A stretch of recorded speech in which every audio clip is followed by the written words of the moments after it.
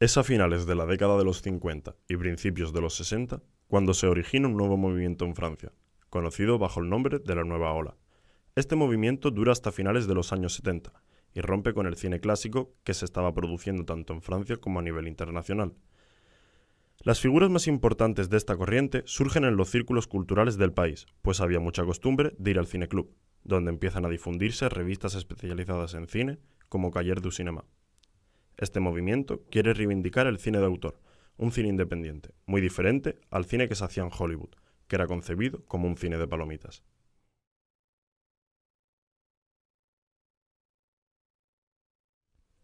Godard era un director de cine franco-suizo. Fue en su adolescencia cuando empezó a sentirse atraído por este mundo. Sus horas de estudio las dedicaba a irse a la cinemateca. Llegó a cambiarse de carrera para filmar, pero a falta de dinero para ello, hablaba de cine en la revista Cahiers du Cinéma. No es hasta 1959 que graba su primer largometraje, A Bout de Souffle, al final de la escapada, sobre un guión de Truffaut. Esta película supuso una evolución a nivel técnico, en la manera de grabar al utilizar técnicas hasta entonces poco ortodoxas. Filmar cámara en mano, la yuxtaposición de imágenes y sonidos, ausencia de continuidad, saltos de eje o raccords de planificación. Para Godard, el cine es verdad 24 veces por segundo. No es una evasión o una fantasía. Es la mejor forma para conocer verdaderamente la realidad. Cuando Godard escribió guiones, no lo hacía sentado toda la noche frente a la máquina de escribir, más bien, si su inspiración lo permitía, 5 minutos antes de empezar a grabar. No había set de rodaje, los escenarios eran los más reales posibles. Si contamos todo lo que ha participado Godard como director, nos encontramos con 99 títulos. Su forma de trabajo se define por el gusto por las fichas técnicas elaboradas, por las dedicatorias y por los colores como el rojo, el azul o el blanco, así como una temática similar siempre tratada según el momento y la ocasión.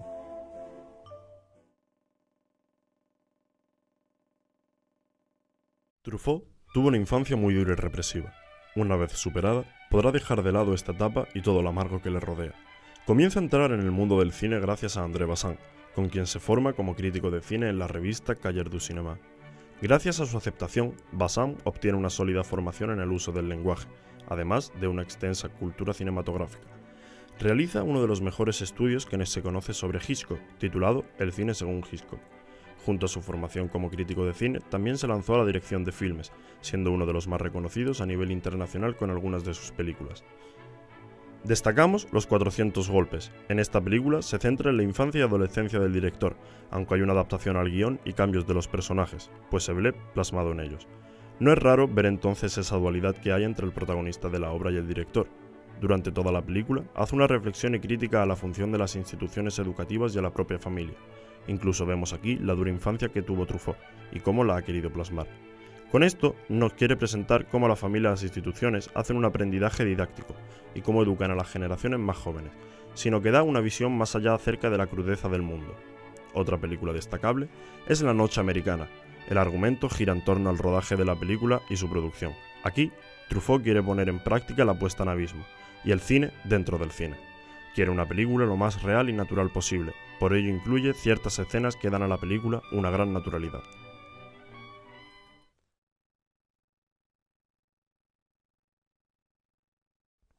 Agnes fue una directora que impulsó el papel de la mujer dentro del cine.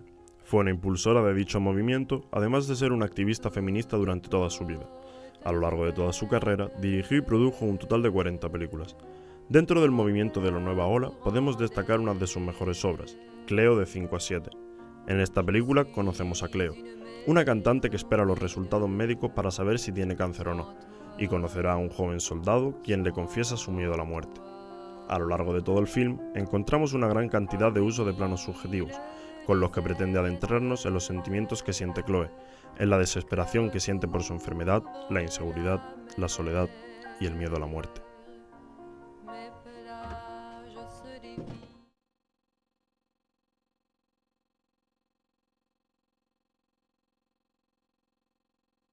Henry Dessous fue un director de fotografía que tuvo una gran importancia durante la época de la Nouvelle Vague. Comenzó como reportero gráfico durante la Segunda Guerra Mundial con el ejército francés. Cuando acaba la guerra, Henry Dessous se encuentra sin trabajo y en una situación precaria. Será así como se introducirá dentro del mundo del cine con la Nueva Ola, tomando contacto con directores como Truffaut en Los 400 golpes o con Louis Malle. Henry apostaba por el naturalismo, ya que quería hacer uso de la luz natural, aportar movimiento y dejar a un lado los planos estáticos. La narratividad adquirió un nuevo alcance gracias a este director y sus movimientos de cámara. Gracias a él, se hizo posible la producción de grandes películas dentro de este movimiento.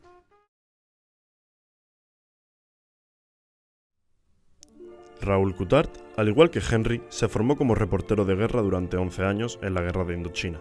Su comienzo en el mundo cinematográfico fue por casualidad, cuando aceptó un puesto dentro del rodaje de una película. Él pensaba que sería el fotógrafo que sacaría instantáneas durante el rodaje, sin embargo realmente sería el director de fotografía. Durante toda la filmografía de Godard, Coutard ha estado presente. Junto a él podemos diferenciar dos estilos muy diferentes entre sí.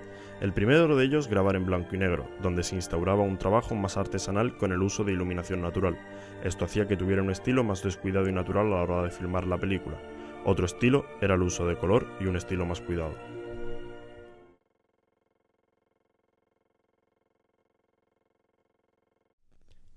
En Estados Unidos nació el New Hollywood a partir de 1966 y duró aproximadamente hasta principios de los años 80, donde se produjo una total revolución en las películas de Hollywood. Todos los cineastas que conforman este movimiento tienen características similares, poseen un gran interés por la creación de sus propios productos cinematográficos, trabajan en televisión, la mayoría son directores pero además también son productores, y se sirven de la ayuda de las nuevas tecnologías. Este cine está influenciado por la Nouvelle Vague y por el neorrealismo italiano. Además, se caracteriza por hablar de temas que en esas épocas no se trataban, como la violencia o temas sexuales. Por otro lado, intentan recuperar el relato ingenuo, es decir, que la película tenga espectáculo, aventura y fantasía, pero con una reflexión sólida.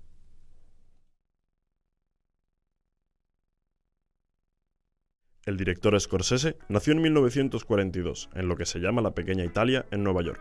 Las obras del director en sus comienzos trataban sobre la identidad italiana en Estados Unidos, las mafias, conceptos católicos de la fe y la redención. Una de sus primeras películas es Boscar Berta. Este film, basado en Sister of the Road, una autobiografía ficticia, cuenta la historia de una sindicalista que se mueve en un mundo dominado por el hombre. Posteriormente, realiza Taxi Driver, otro gran éxito con De Niro como protagonista y Paul Schrader como guionista, ambientado en Nueva York en los años 70 poco después de que terminara la guerra de Vietnam. El relato cuenta la historia del personaje Travis Bickle, un excombatiente mentalmente inestable tras la guerra que trabaja como taxista nocturno. En esta película destacan los recursos heredados de Godard, como la cámara al hombro, se suprime el plano contra plano, se complementan las aceleraciones y desaceleraciones, se da un uso de la música para potenciar la sensación de locura y todo ello potenciado por la fotografía de Michael Chapman. También destaca el uso de la voz en off, que nos facilita la entrada en el mundo interior de los personajes y ayuda en el transcurso narrativo. Ganó su único Oscar con Infiltrados, una película gángster policíaca protagonizada por Leonardo DiCaprio, con quien realizará otros proyectos como El Lobo de Wall Street.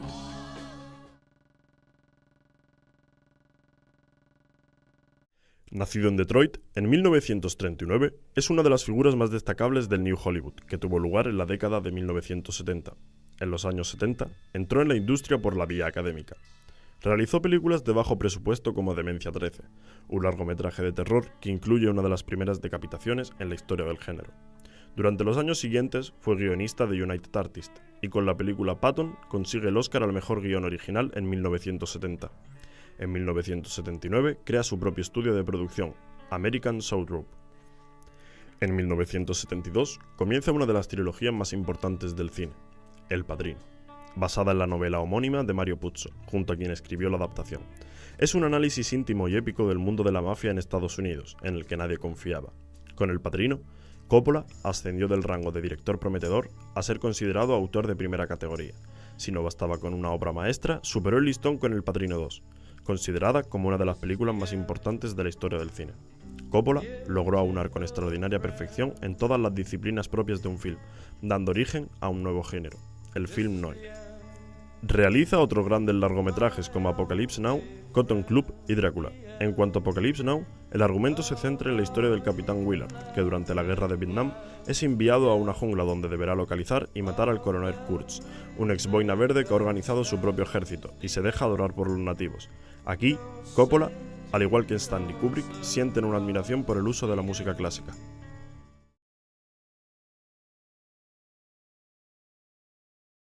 Se le considera uno de los fundadores pioneros de la era del nuevo Hollywood. Es un cineasta que empezó a dirigir desde muy joven, por lo que lleva forjando su carrera más de 4 décadas, en las que su cine ha tratado muy diversos temas y géneros. Su primera película se llamó The Last Gun y duraba 3 minutos.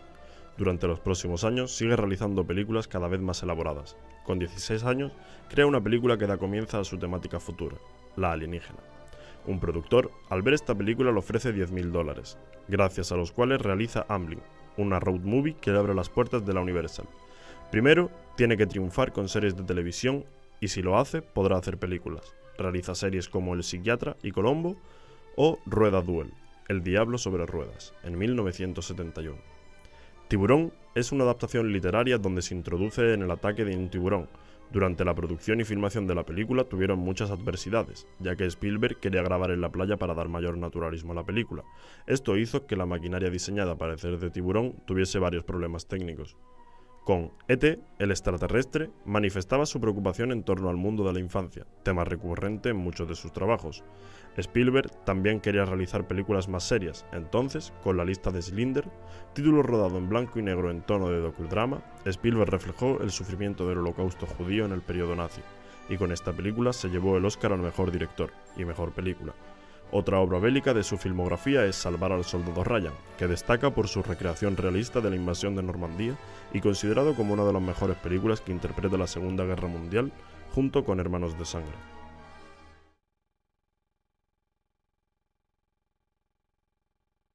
Otro director importante del New Hollywood es George Lucas, amigo de Steven Spielberg, obsesionado con la utilización de las últimas tecnologías que hay para rodar un film.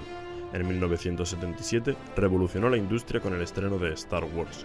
Lucas buscó desarrollar la animación 3D desde la década de los 80. Pixar fue una empresa creada por Lucasfilm con el objetivo de integrar CGI, imagen generada por computadora, en cintas live action. En busca de una mejora en procesos y efectos especiales, en el 2002 George Lucas decidió que El ataque de los clones se convirtiera en el primer largometraje en ser filmado totalmente con cámaras digitales en alta definición.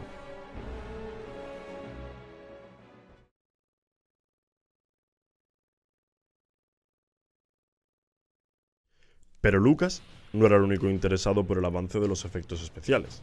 James Cameron dejó huella en el género de la ciencia ficción con sus películas del Terminator, sobre todo Terminator 2, El juicio final, considerado una de las mejores secuelas de la historia. Se convirtió en la primera superproducción que obtuvo los 4 Oscars relacionados con los apartados técnicos, efectos visuales, sonido, efectos sonoros y maquillaje, una gesta que años después repetiría Matrix.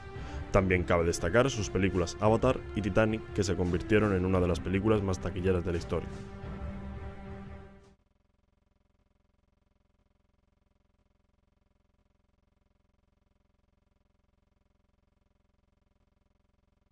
Es un actor, director, productor y músico. Nació en 1930 en Estados Unidos, en el seno de una familia trabajadora.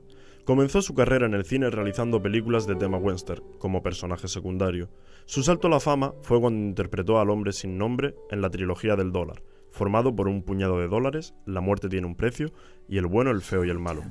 En Por un puñado de dólares, un cazarrecompensas apodado Joe se dirige a un pueblo frontera con México y Estados Unidos, donde reina la confusión, los bandidos y las viudas. Dos familias se disputan el control del pueblo. Durante la película, Joe se dedica a sacar dinero de ambas bandas. En La muerte tiene un precio, vemos un despiadado asesino que con la ayuda de su banda de 14 esbirros consigue escapar de su prisión y poner a todos los bancos de la región en alerta. En El bueno, el feo y el malo, los 3 personajes se ubican en el viejo oeste, durante la guerra de secesión estadounidense. Ellos se cruzan con una diligencia en la cual un soldado moribundo da la localización de un tesoro de monedas de oro a cambio de agua, pero finalmente muere y ninguno consigue la información completa. En el camino en búsqueda de este tesoro suceden varias complicaciones que condicionan el rumbo de la película. Comienza como director y funda su propia productora, Malpaso, ya que quería una total independencia. Sus características más destacables son el uso de largos planos secuencia, narración elípticas, entre otros.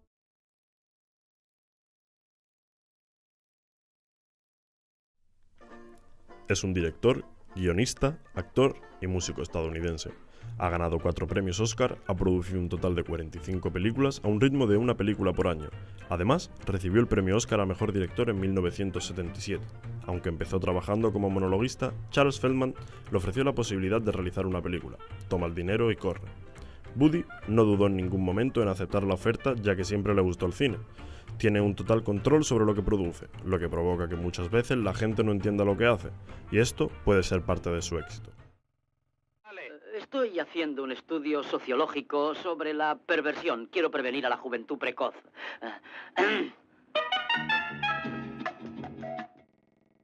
Su forma de realizar cine es única. Woody Allen deja a los actores que improvisen, dentro de unas ciertas pautas. Además, nunca revela el título de la película que va a rodar, lo que genera expectación entre el público. En lo referido a los planos, utiliza muchos los planos oscuros, es decir, un plano en el que no se ve a nadie, pero en el que se escuchan los diálogos. Le gusta mucho hacer cine cómico, como en La última noche de Boris Grushchenko. Nuestro amigo Woody Allen utiliza mucho un tipo de comedia que son los slapsticks, películas de comedia con exageración de la violencia física, como Bananas. Su espectacular cine está influenciado por grandes cineastas como Fritz Lang, Hitchcock y Orson Welles. En 1979 realiza la película que lo consagra como director, Manhattan. Fue filmada en blanco y negro, con largas tomas de Manhattan. Esta película está considerada una de las más importantes en la historia del cine. Por último, también es muy importante su música, pues la relación entre el cine y la música de Woody Allen es casi onírica, ya que crea una perfecta armonía con la música clásica y el jazz.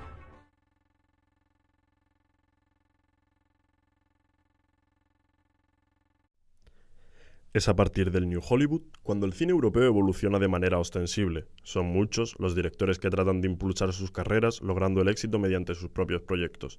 Sin embargo, el público europeo era fiel a su costumbre de asistir a las salas de cine para visualizar cine estadounidense. El interés por el cine propio comienza a destacar en Francia, en parte ayudado por las facilidades financieras que permiten acometer filmes de un mayor coste. La Noche Americana es un ejemplo de aceptación por parte del público francés, que comenzaba a ver otro tipo de cine más allá del de Hollywood.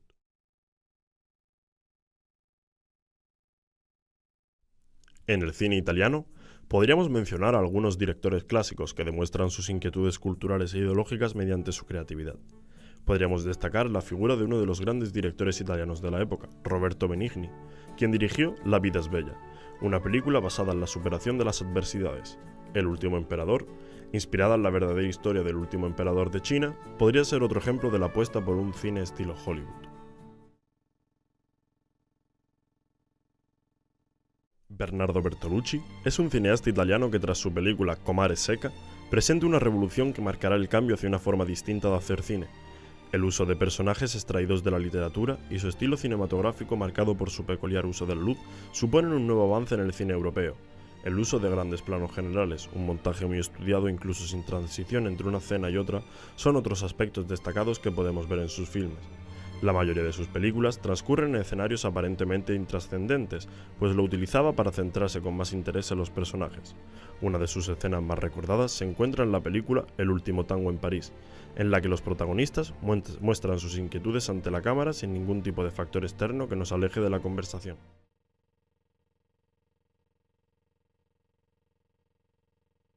En el año 1962 se produjo un hecho de vital importancia en la posterior evolución del cine alemán. Una serie de jóvenes directores escribieron un manifiesto en el que se plantaban contra el cine dominante en la época, declarando rotundamente que el cine antiguo ha muerto. Creemos en el nuevo. Wim Wenders es otro prestigioso autor a destacar en esta época, gracias a sus conocimientos forjados en la Escuela del Cine Múnich, en la que coincidió con importantes directores alemanes que pronto conseguirían dar visibilidad al cine alemán en gran parte del mundo. Destacar su película Alicia en las ciudades, en la que un periodista se embarca en una aventura donde pretende encontrar a los abuelos de una niña pequeña.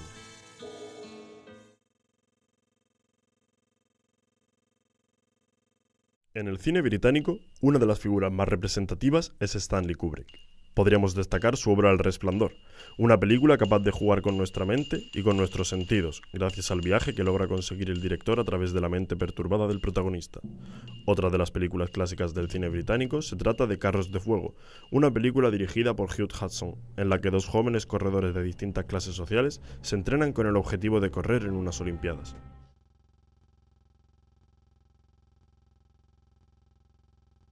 En la década de los 90, surge una corriente que desea volver al cine tradicional y romper con esa forma de hacer cine que parece haberse instaurado desde Hollywood.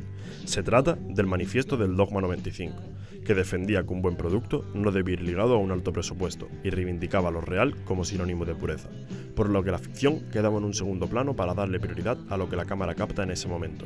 Se prioriza por tanto el rodaje cámara en mano, las localizaciones reales, películas en color, sin filtros y sin un desarrollo superficial.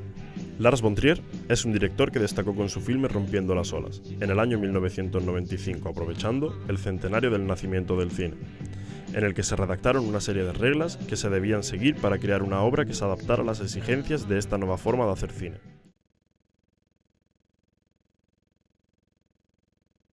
Director y guionista de cine polaco, nacido en Varsovia, se crió en una familia de clase modesta. Sin embargo, su interés por el mundo teatral ayudó a que lograra diplomarse en pintura cinematográfica, ya que desde pequeño aspiraba a convertirse en director teatral.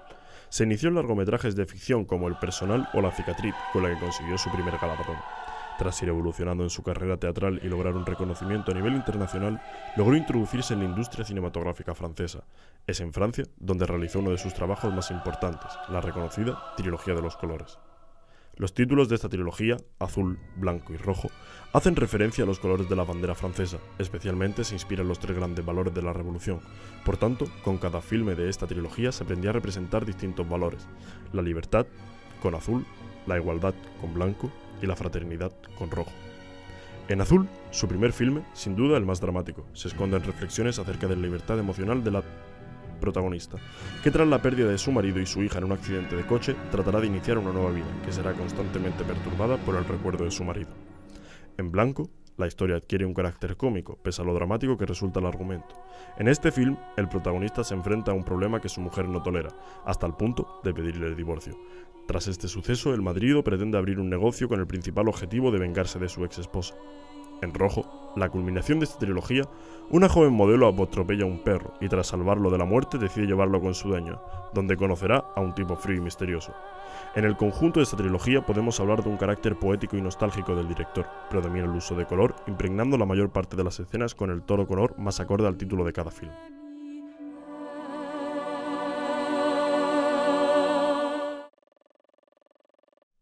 La historia del cine se ha ido nutriendo de todos estos movimientos y directores. Su evolución ha sido posible al aporte personal de cada persona.